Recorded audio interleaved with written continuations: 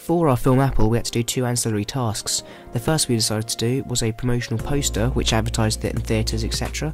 And we also decided to do a magazine review page which gave a review on the film from a magazine called Art House, which we made up. So this was our promotional poster, which uses a photo that we actually took. We went to the photography studios in school and took some promotional shots of our Apple. We then added all the things we thought necessary, which would make it a proper promotional poster. We decided to go with the tagline, "How far does the apple fall from the tree?" as this is based on the saying, and also the fact that our apple does actually travel quite far. Just below that we have the 14th of December 2009 was the release date, which is actually our due date and deadline for our project, and just above that, premiering at the Belfast Cinematic Screen Festival, because our film is most likely to be exhibited at some kind of short film festival. At the top of the poster we also have Manflick Productions Presents, and at the bottom, Manflick Productions in association with the UK Film Council and the BFI present, which keeps with the fact that the UK Film Council and the BFI may have provided funds towards a project like this, so that's why we've affiliated ourselves with them. And of course the Apple poster keeps in with our brand identity. It uses the same colour and font as the film. We decided to do a magazine spread for our second ancillary task. It was just a one-page review on our film. At the top of the page you can also see the release date, who it's funded by and where it will be premiering. Vital information for people to know. The tagline from the article actually critiques our ability to be able to make something other than a thriller and whether we'll be able to make short film. The pull quote for the article is, "The face makes you genuinely care for the apple." This is to get the reader enthused and try and get them interested in the article by having something visual for them to see. We've also included production photos, the kind that might be included in a press kit which we would have sent out to promote the film. The film has a commendable 9 out of 10, and you can also see references to the Belfast Cinematic Screen Festival, which is where the poster advertises it's going to be premiered. The footnotes indicating that this is page 64 and that this is the winter issue of the Art House magazine give it some credibility and make the magazine page spread a lot more believable.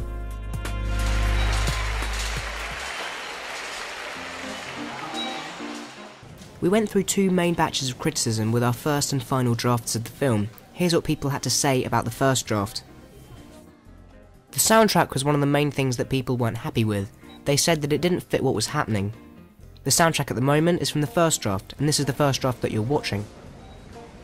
And the soundtrack is Herbie Hancock's Cantaloupe Island.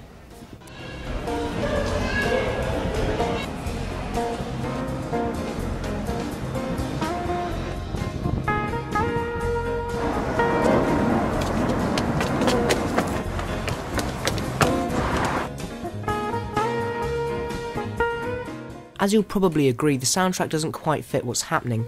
This is why we wanted to write our own parallel non-diegetic score that would follow exactly what's happening with the narrative, and the music would correspond with the events on screen.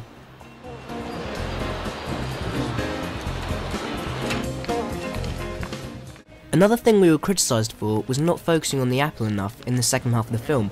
That's why places like here, we decided to add first-person shots to personify the apple just that little bit more. Another example of this can be seen here, when we added in the shot through the viewfinder of the camera. One of the other main criticisms that we had is the fact that the ending wasn't quite clear that the apple saves the man's life. This was mainly due to the lack of shots, and the shots that were there were shot in the wet and in the dark, whereas the shots with the man coming out of the train station in the dry and in the day. Due to lighting and weather issues, you can see that there are a lot of continuity errors in this part, and it had to be reshot. One of the main criticisms that we received after the film had been released is that the apple didn't suffer real-time damage. People said that they would have liked to have seen this, as it would have given the film a more realistic edge, but this was obviously very impractical for us during filming, so we decided against it. However, arguably our biggest criticism had to be that we didn't personify the apple. A lot of people said that we'd done the bravest thing by actually giving the apple a face, but we shouldn't have taken it one step further and actually changed the expressions as though the apple itself was alive. However, we decided against this because we wanted to make sure that what we were getting across was the fact that this was random events, not the apple's own doing.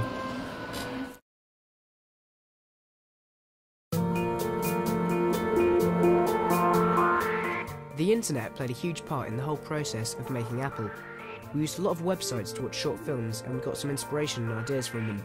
The BBC Network is a website dedicated to showcasing short films made by independent filmmakers in the UK. we were able to get ideas and find inspiration from many of the award-winning works on offer. It also had a lot of helpful tips and guides from filmmaking professionals, which we were able to glean a lot of information from and help us in making our own film. The Web 2.0 hypothesis has led to a number of user-generated content websites spawning on the internet. The user-generated content website YouTube had a number of short films, so it was another good resource for us to watch some. And with its handy rating system, we were able to sift through the millions of videos on YouTube and find the best ones that were on offer. We also used YouTube to upload all of our videos to our Manflick Productions account. All of our videos can be watched online on the website by anyone in the world, and they can rate and comment on them. We could see how popular they were by monitoring how many views they got, and we were also able to embed them into our blogs. We used PhotoBucket extensively as an image hosting website. We took a lot of photos during our shoots, and we uploaded them all to PhotoBucket so we could transfer them between all members in the group.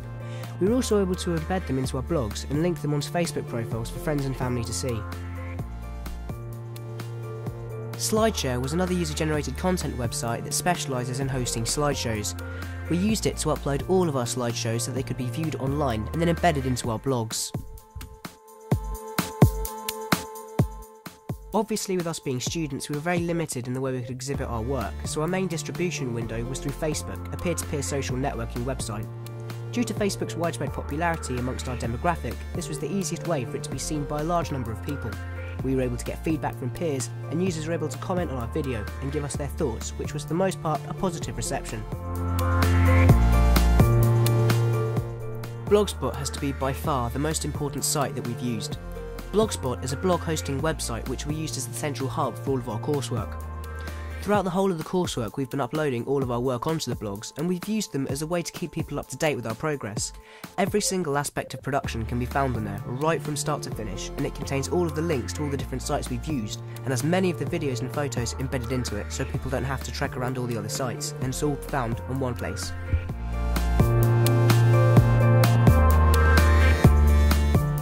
iMovie 09 was our main video editing program, which we used to edit the film and do all the titles and transitions. One of the great features of iMovie 09 is that it allows you to upload videos straight to YouTube via the program itself, which made things easier for us as we had to upload a lot of media to our YouTube account. Both our ancillary tasks were done on Pages, a word processor and page layout application.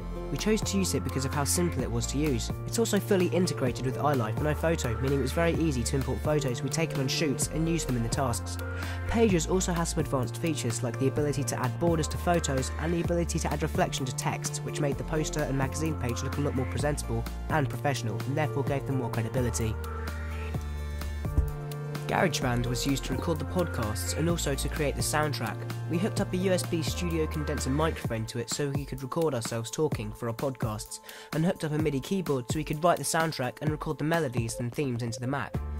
We were able to import rough versions of Apple into GarageBand so we could see the video and how it works with the soundtrack, which made the composition process a lot easier. We took a lot of photos during production so we could record the whole process. Using iPhoto, we organised all the production photos and optimised them so they could be put online, and edited them so they look more presentable and professional. We were also able to make slideshows to go along with our podcasts, making them more visually stimulating and giving people the chance to look behind the scenes of production while they listened.